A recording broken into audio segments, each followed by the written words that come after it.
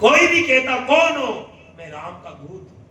पहले तो राम दूत थे, पर जब से पता लगाने गए, पहले तो केवल कहते कौन हो, मैं राम का दूत हूं, राम का दूत हूं। पर जब पता लगाने गए, मां ने आशीर्वाद दिया जानकी ने, तब से हनुमान ने कहा था राम दूत में मात जानकी। आज से ये नाम रहेगा, राम दूत में मात जानकी। सत्य शपथ करुणा निधान। मां तेरी शपथ, राम की शपथ, आज्ञा दो लंका की तो तेज नेस करके रख दूं, राम की भी आवश्यकता नहीं पड़ने। कभी हनुमान ने यह लिखा मैं बलवान। छोड़ो छोड़ो, घर परिवार मत छोड़ो, धन दौलत मत छोड़ो, पर अपने मन का पाप, अपने गलत कर्मों को छोड़ो तो सावरा मिल जाए।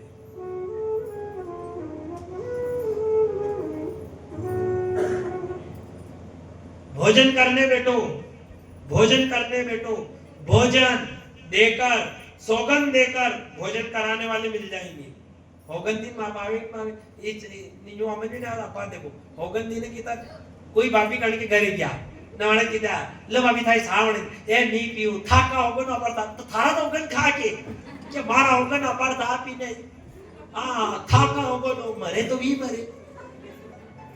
बोलो वटे भी अपनो स्वार्थ है ना, अत्याचार में वी की देगा नाट्या करेगा नाट्या करे होगन कही के थाका होगन नी पीऊ ना, वहां की देगा था ना मारा होगन साफ पीनी पड़े तो खुद ही पी जाएगा। ती होगन नहीं देता तो वो नहीं पीती तो नूस कह के साफ पीवा की आई रही थी।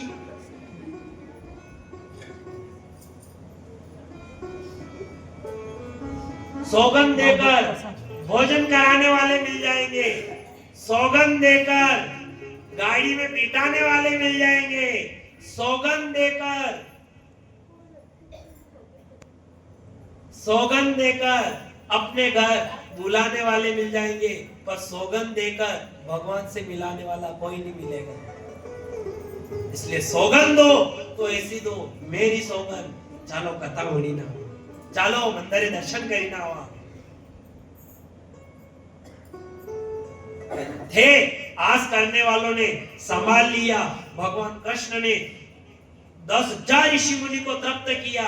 वहां से जैसे ही पांडवों का 14 वर्ष का वनवास पूर्ण हुआ, अयोध्या आए, जैसे हस्तिनापुर आए, सर्वप्रथम विदुर जी महाराज ने कौरवों से कहा दुर्योधन पांडव भी तुम्हारे ही भाई है और शास्त्र कहता है एक चने की 2 दाल। नियम है अगर 2 भाई है तो जमीन आधी आधी दोनों की होगी। विदुर जी ने कहा ए दुर्योधन एक काम कर, तू पूरा राज्य भी दे तो 5 गांव इन पांडवों को दे दे, इनका गुजारा कर ले। ये बात कही। दुर्योधन ने कहा मूर्ख दासी पुत्र होते हुए मुझसे ऐसा बार बार आज्ञा देता है, चला जाए इस राज्य से। और विदुर जी से इतनी सी बात कही, विदुर जी ने कहा बार बार दासी पुत्र किसे कहे, धनुष बाण थे वो रखे छोड़कर चले गए हस्तिनापुर गए। इधर भगवान कृष्ण को निमंत्रण भेजा कि कृष्ण हस्तिनापुर में भगवान कृष्ण का भोजन का निमंत्रण है। जैसे ही भगवान कृष्ण को निमंत्रण मिला, भगवान कृष्ण आए। दुर्योधन ने कहा इतना खिलाना, उस कान्हा को इतना खिलाना कि उसकी बोली बंद हो जाए, क्योंकि जिसका खाओ अन्न उसकी तरफ बोलना पड़ता है। अब विदुर जी चले गए, सुलभा रानी को लेकर वो तो चले गए। इधर भगवान कृष्ण शांति दूत बनकर आए। ऐलान हुआ भगवान कृष्ण आ रहे हैं। जैसे ही भगवान कृष्ण आए पूरी सभा भरी हुई, चर्चा हुई कौन आ रहे भगवान कृष्ण। सुलभा रानी ने सुना। सुलभा रानी ने विदुर जी से कहा नाथ चलो ना भगवान कृष्ण के दर्शन करें। विदुर जी ने कहा मैंने प्रण लिया है कि जीते जी में दुर्योधन की सीमा में पांव नहीं धरूं। एक काम करना रानी, तुम्हें कृष्ण को देखना है, मैं दूर से खड़ा रहकर कृष्ण की छवि निहार कर तुम्हें बता दूंगा कि भगवान कृष्ण कैसे हैं। ये बात सुलभा रानी से विदुर जी ने कही। इधर भगवान कृष्ण आए, पूरी सभा भरी हुई, एक किवाड़ के टेके पीछे ही पीछे विदुर जी खड़े हुए हैं। भगवान कृष्ण, हजारों की पब्लिक में भगवान की नजर पड़ी तो विदुर जी के ऊपर, और भगवान ने भी वही बात कही जो विदुर जी ने कही थी।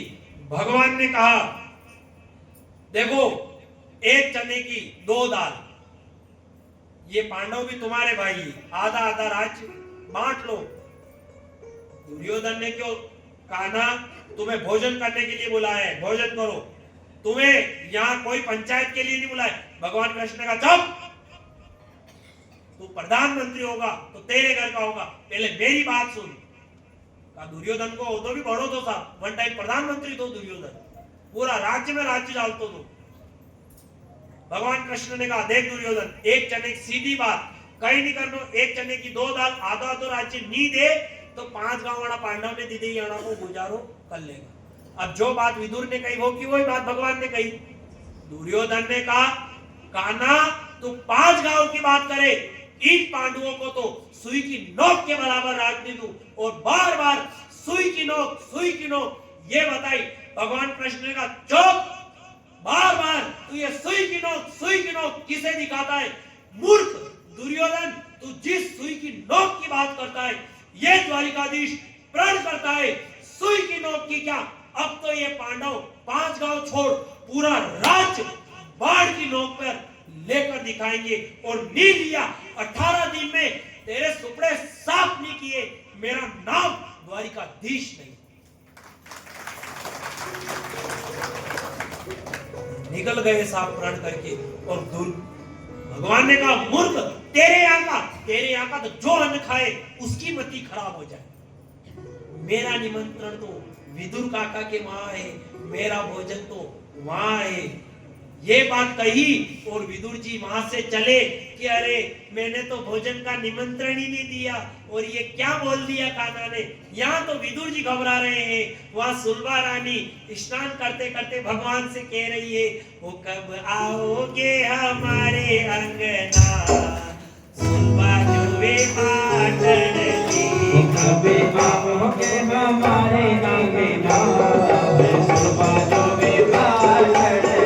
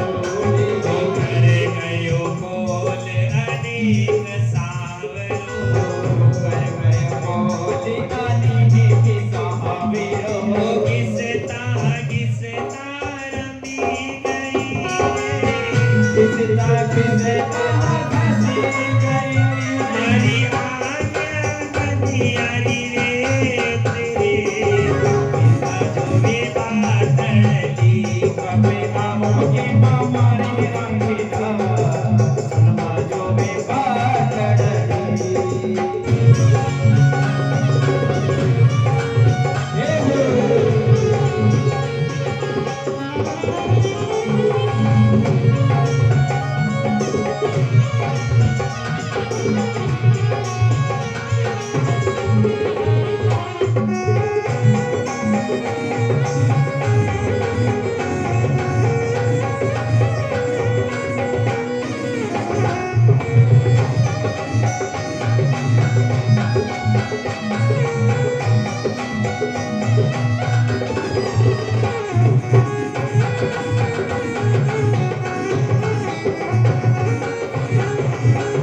आओगे हमारे अंगना सुलभा जो वे बाटली बापे मामोगे मामारे अंबिका सुलभा जो वे बाटली सुलभा जो वे बाटली सुलभा जो वे बाटली सुलभा जो वे बाटली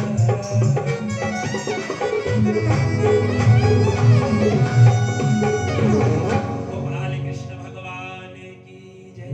जब ये अदृश्य बात करी और यहाँ विदुर जी तो क्या माखन मिश्री जुटाओ में लागा वहां कृष्ण भगवान ने जई ने जैसा ही किवाड़ बजाया काकी ओ काकी सुलभा ने कहा कौन है भगवान कृष्ण ने कहा मैं आपका कन्वा हूं सुलभा रानी व्याकुल हो गई उन्होंने कहा अरे मेरा कन्वा यहाँ नहीं आ सकता मैंने सुना है अब तो वो द्वारिका का राजा द्वारिकाधीश कृष्णचंद्र जी महाराज बन गए भगवान ने कहा अरे ओ काकी मैं वही द्वारिकाधीश कृष्णचंद्र हूँ आपका कन्वा हूँ दरवाजा नहीं खोलोगी और जैसे ही सुलभा रानी भागी वस्त्रों का भी ध्यान नहीं रहा नहाती नहाती गई किवाड़ खोले भगवान कृष्ण को देखकर मां रोने लगी मां को बिठाया भगवान कृष्ण ने दोनों बेटे भगवान ने कहा मां